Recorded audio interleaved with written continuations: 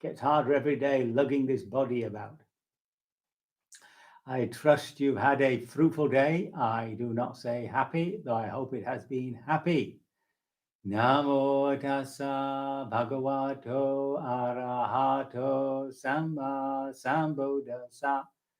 Namo tassa bhagavato arahato samma sambuddhassa. Namo tassa bhagavato arahato samma sambuddhassa. Homage to the Buddha, the blessed, noble, and fully self-awakened one. So this evening we're moving on to number 29, the greater discourse on the simile of the heartwood. Now there's another one which is called the shorter discourse on the simile of the heartwood.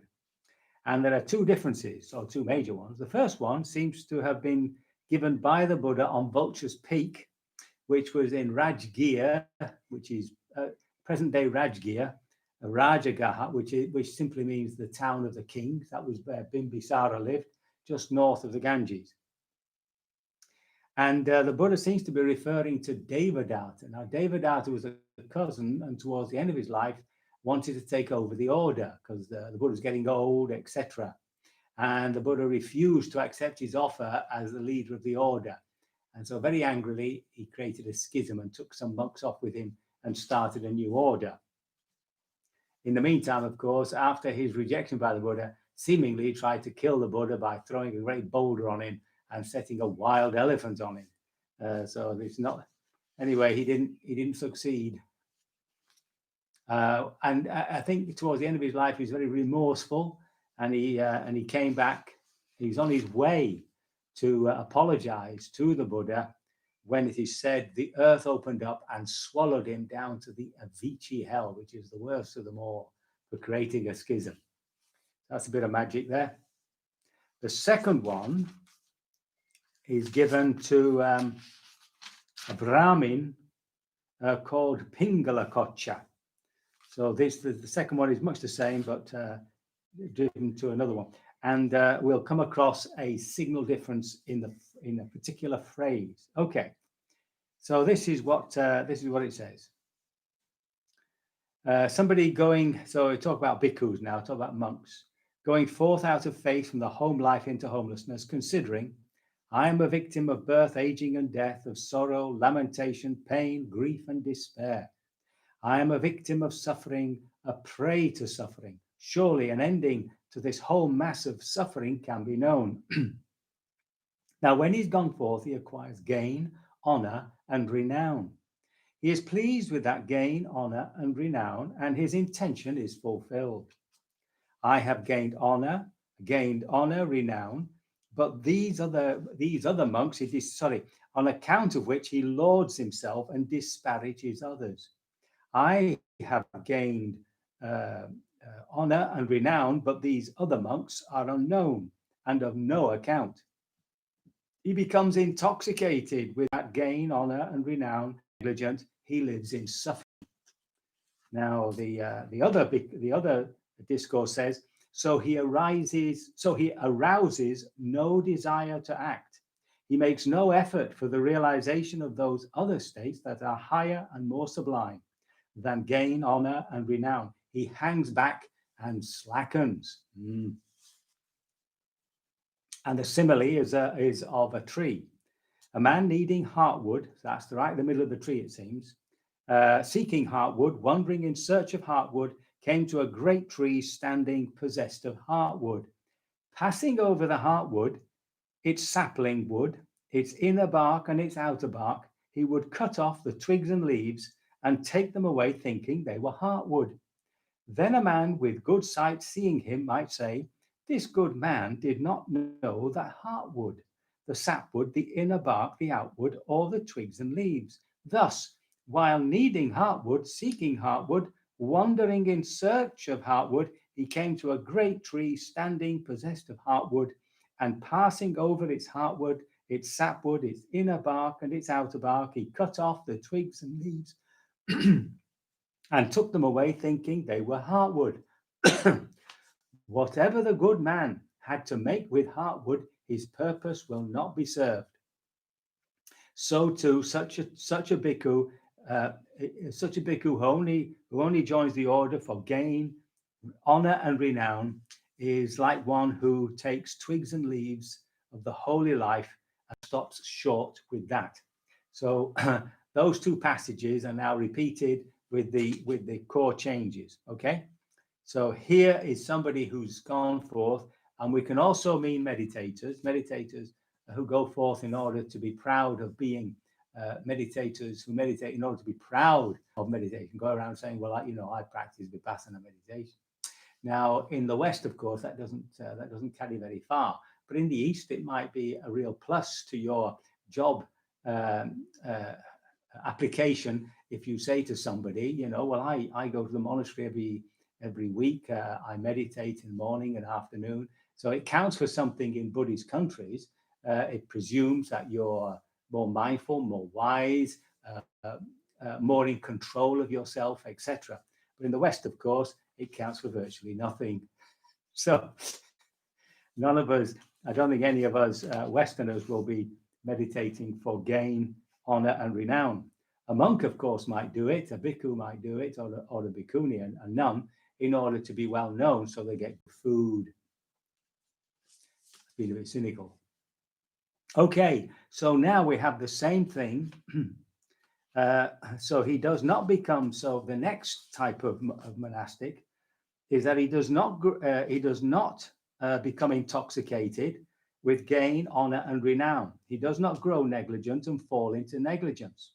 Being diligent, he achieves the attainment of virtue. He is pleased with the attainment of virtue, and his intention is fulfilled. On account of it, he lauds himself and disparages others. I am virtuous, of good character, but these other monks are immoral, of evil character. He becomes intoxicated with that attainment of virtue, grows negligent, falls into negligence, and being negligent, lives in suffering. He arouses no desire to act. He makes no effort for the realization of those other states that are higher and more sublime than gain or than virtue, and he hangs back and slackens. So this is one who, living the holy life or living according to the precepts, thinks of themselves as being better than others. So that's a bit of a conceit there. And you might think, well, that's enough for this life. But in which case, you've lost out on the gain. Often in the order, you'll find monks and nuns who are very proud of keeping the Vinaya, the rule, very strictly. So this it can be a bit of a falling ground. And there's also this terrible dilemma, because you can't be fully liberated until you are purified, but you can't be purified until you're fully liberated. So that's a real sort of conundrum, and it's best not to even think about it. So now, so it's just like somebody who is seeking Heartwood and instead goes away with the outer bark, thinking the outer bark is the actual Heartwood. And in the same way, he would be disappointed when he tries to make what he wants to make out of that bark instead of Heartwood. So now, being pleased with the attainment of virtue, so this is the third type of monastic, but his intention is not fulfilled. He does not, on account of it, laud himself and disparage others. He does not become intoxicated with that attainment of virtue. He does not grow negligent and fall into negligence. Being diligent, he achieves the attainment of concentration. He's pleased with that attainment of concentration, and his intention is fulfilled. I am concentrated, my mind is unified, but these other monks are unconcentrated and their minds astray. He becomes intoxicated with that attainment of concentration, grows negligent, falls into negligence, and being negligent, he lives in suffering. So he arouses no desire to act. He makes no effort for the realization of those other states that are higher and more sublime than concentration. So here, concentration is referring mainly to the absorption states. So it's also for us meditators, ordinary meditators, where all we're trying to do is get concentrated in our practice. And of course, when you are concentrated, you can feel very, very beautiful. You can lift your heart to a certain level of joy or just peacefulness and pleasure and think, well, this is enough for the time being. But in which case, we miss on the real goal. So it's like somebody who takes the inner bark. So there seems to be in trees, I don't know much about trees, but there's a bark and then there's an inner bark, and somebody who takes the inner bark thinking to himself that, oh, this is the heartwood.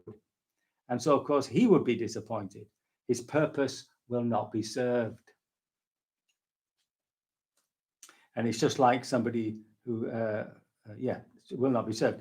The next one is somebody who is pleased with concentration. So he's got his gain, honor, and renown. He's got his virtue. He's got his concentration, but he's not happy with that. He's now going for.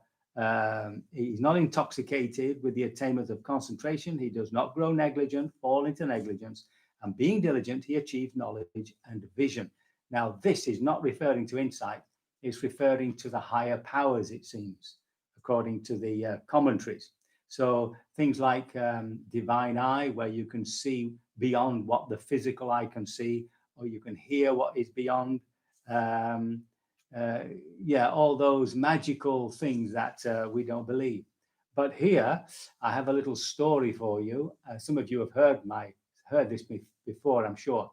But once when I was teaching in the Isle of Man, I met a Jungian therapist. And he used to give talks in the evening, and we used to go along and listen. He's very good. And he told me, while we were speaking together, he told me that he'd been to Burma. He'd become very interested in the Dharma. He'd gone to Rangoon, to the main monasteries there, told them he wanted to learn about Buddhism, and they sent him up to Mandalay, where the university monasteries are. And he took with him, of course, a translator. He said when he was introduced to a very elderly monk who sat in this room that was just full of books, and he just sat on a chair in the midst of all these books, it seems. And they had a great conversation. I remember him saying to me, it lasted about 2 hours, and it was only as he was leaving the monastery that he realized he hadn't been using the translator. And that look of sort of, disbelief was still on his face when he told me. So how can you explain that? So these are the higher powers. Anyway, this man also falls into negligence. He makes no desire to act, no effort for the realization of those other states that are higher and more sublime than these powers. You get lost intoxicated by these powers. And that's the person who takes away the sapwood. So that's the inner part. He's near the heartwood, but he's mistaken the sapwood for the heartwood. And whatever it was this good man had to make with heartwood, his purpose will not be served. So then we come to the final position. So somebody has attained all these things, but he's not pleased. He's not pleased with the achievement of knowledge and vision. And he does not on that account laud himself and disparage others. He does not become intoxicated with that knowledge and vision. He does not grow negligent and fall into negligence. Being diligent, he attains perpetual liberation. And it is impossible for that bhikkhu to fall away from perpetual deliverance, excuse me. So here, finally, somebody has achieved the full purpose of our path, which is to become liberated from suffering. So it's as though a person went to a tree, cutting off only its heartwood.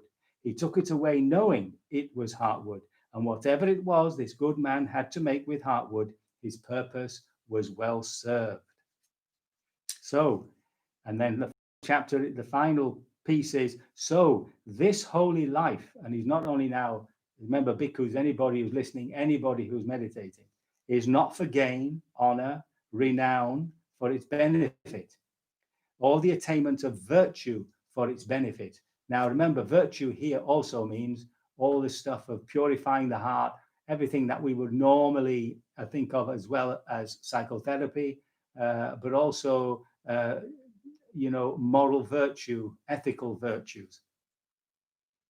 It's not for the attainment of concentration purely, and these in the higher form are those absorptions, nor is it for the attain of these powers, but it is this unshakable deliverance of the heart that is the goal of the holy life, and its heartwood and its end.